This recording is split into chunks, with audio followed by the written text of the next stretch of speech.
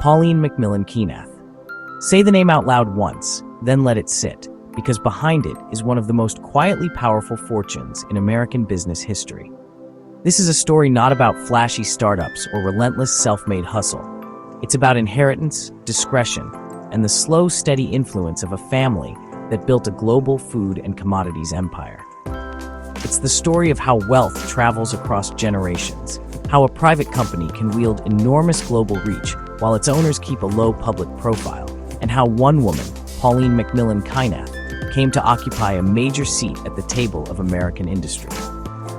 Born Pauline MacMillan on July 31, 1934, in Hennepin County, Minnesota, Pauline arrived into the fourth generation of a single family's business dynasty. That family name, Cargill, is stamped across the story of American agriculture. Grain elevators, meatpacking, trading, fertilizer, shipping, and a web of businesses that touch nearly every link in the global food chain. Her great-grandfather, William W. Cargill, started the company in the mid-19th century. In the decades since, Cargill evolved from a regional grain storage business into one of the largest privately held corporations in the world. Pauline is part of that lineage, born into a family where ownership and stewardship of the business passed quietly from generation to generation, shaping fortunes and lives. From the beginning, Pauline's life was framed by the legacy of family ownership. The MacMillans and the Cargills intermarried, and over time the ownership of Cargill became dispersed across a large, extended family.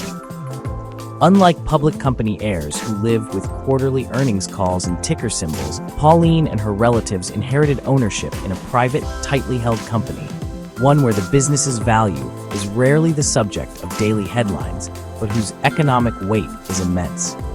That structure produced a different kind of fortune, wealth that is long duration, hard to value precisely from the outside, and best understood as a stake in a sprawling industrial ecosystem, rather than as liquid cash parked in bank accounts.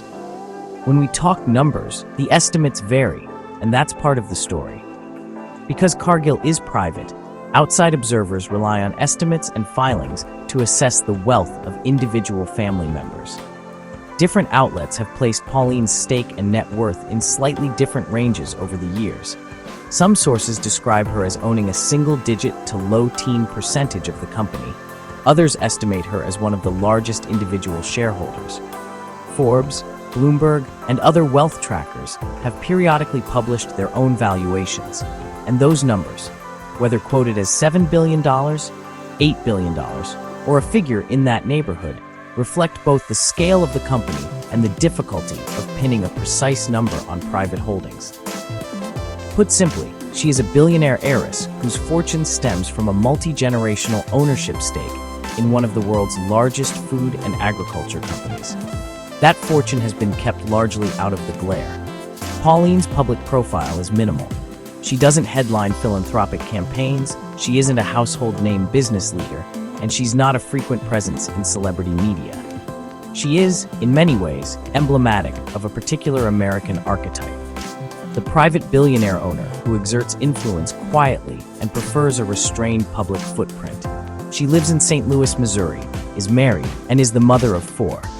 Conventional details that contrast with the uncommon scale of the wealth behind them. What does it mean to be one of the family owners of Cargill? To understand Pauline's context, you need to understand Cargill itself. Founded in the 1860s, Cargill expanded across the 20th century into grain trading, commodity processing, meat packing, and a wide array of agricultural inputs and food ingredients. Today it operates on a global scale, trading and processing commodities across continents, producing food ingredients used by major brands, and even operating in sectors like energy and financial risk management tied to commodities. For decades, Cargill's private ownership model has allowed it to think long-term, invest in operations that require patient capital, and avoid the short-term pressures of public markets. Family shareholders like Pauline own shares in that private company and benefit from its long-term success, but they also accept the opaque nature of a private ownership stake.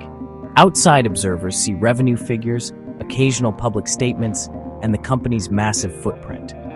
Family owners, meanwhile, live with the strategic choices and reputational risks that come with operating at scale in agriculture and food. That scale has brought scrutiny, sometimes intense. Cargill's size and global footprint mean the company has been involved in controversies typical of large industrial operations. Questions about environmental practices in commodity supply chains, labor issues, and the societal impacts of controlling substantial amounts of food production and distribution. The family owners, including Pauline's branch, have historically preferred to steer clear of day-to-day operational leadership and public debate. But wealth and ownership confer influence, and when critics focus on company activities, the family's name inevitably becomes part of the narrative. For heirs like Pauline, the tension is between stewardship of a legacy and the public's demand for corporate accountability. That's a recurring theme in how modern dynastic wealth is perceived. The more powerful the enterprise, the greater the public interest in how it shapes society. Despite this, Pauline's personal involvement with the business itself has been minimal in terms of public-facing executive roles. The MacMillan and Cargill families have a tradition of distributing ownership while hiring professional managers to run the company. This separation of ownership and daily management has allowed the company to pursue global strategies without putting family members in the spotlight as executives. For Pauline and many family shareholders, the role is one of ownership and long-term guardianship rather than operational leadership, a position that requires judgment about succession, governance, and the company's future direction without the trappings of a CEO's public life. Outside of business, Pauline's public record contains a few political threads that have drawn attention. Like many wealthy individuals and families, donations and political giving are part of the public record. Some reports have noted donations to particular candidates or PACs, a reminder that wealth often translates into a voice in civic and political matters.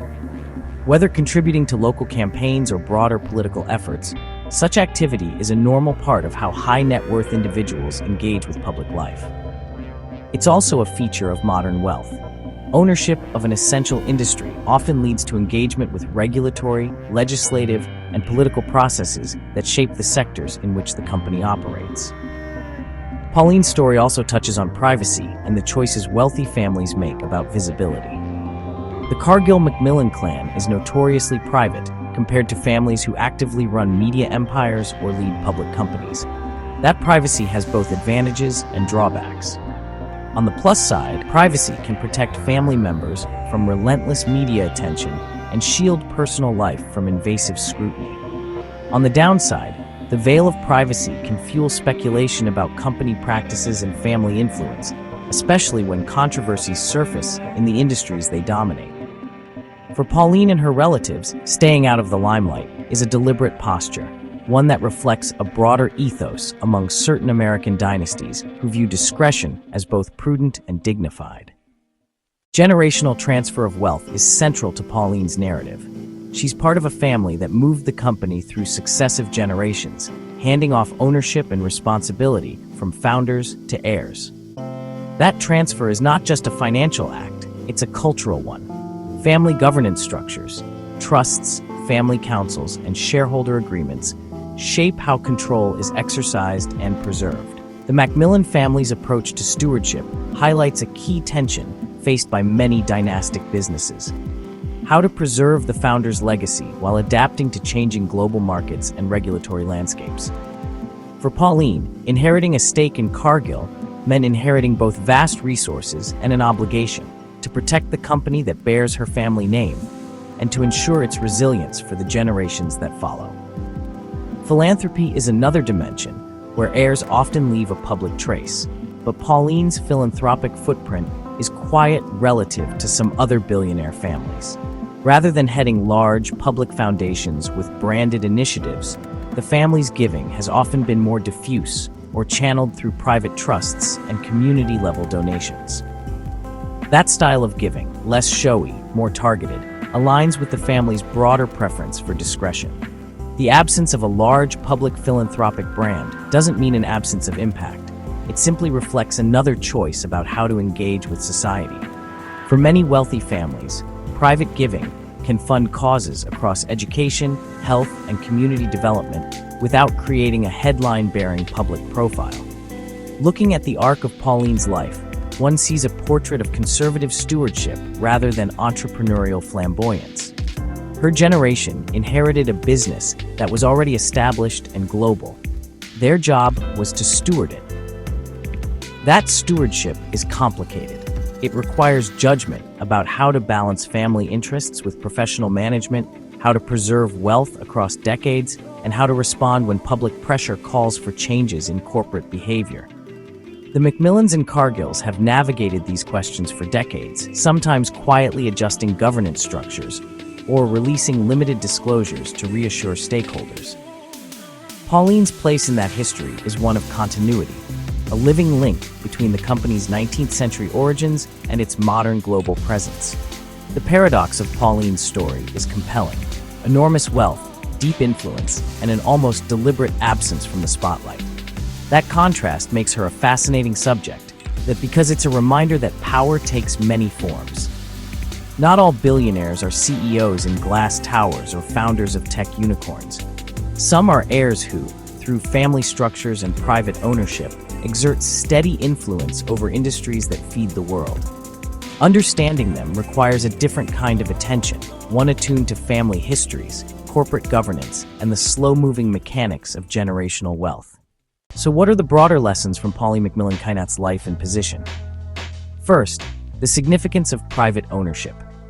Companies like Cargill show how private capital can shape entire sectors without the constant disclosure that public markets require. Second, the power of legacy. Family names and structures can endure for centuries when governance and stewardship are carefully managed. Third, the politics of silence. Families who prefer discretion can still be political actors, whether through donations or policy influence, and silence does not mean absence of power. Finally, the human dimension. Behind the numbers and ownership percentages stand real people, spouses, children, neighbors, who live with the same everyday concerns as anyone else, even as their decisions ripple across global markets. As we close this chapter on Pauline, remember that stories like hers are about systems as much as about individuals. They're not the rags to riches fables that dominate some narratives. They are slow-burn histories of accumulation, stewardship, and the choices families make about how visible they want to be. Pauline MacMillan Keinath's life invites us to look beyond splashy headlines and to consider the quiet infrastructures, private companies, trusts, family governance, that concentrate economic power in modern society. Whether you view that concentration as a stewardship of legacy or as an opaque concentration of influence, it's impossible to deny that families like the MacMillans and owners like Pauline shape how food gets grown, processed, and distributed on a global scale. In the end, Pauline's name will likely remain familiar to wealth trackers and obscure to many casual observers, a signature on ownership ledgers rather than a public brand. But her story matters because it's a window into a particular form of American capitalism, one where private wealth, family legacy, and the management of essential industries converge behind closed doors. For viewers of Billionaire Bios, that's a reminder that the most consequential fortunes are not always the most famous, and that understanding them often requires patience, context, and a willingness to read between the lines. Pauline MacMillan Keinath may not court the spotlight, but her name sits at the heart of an American enterprise that feeds billions. A quiet reminder that sometimes the most powerful fortunes are those that operate in the hush between headlines, shaping the world one generation at a time.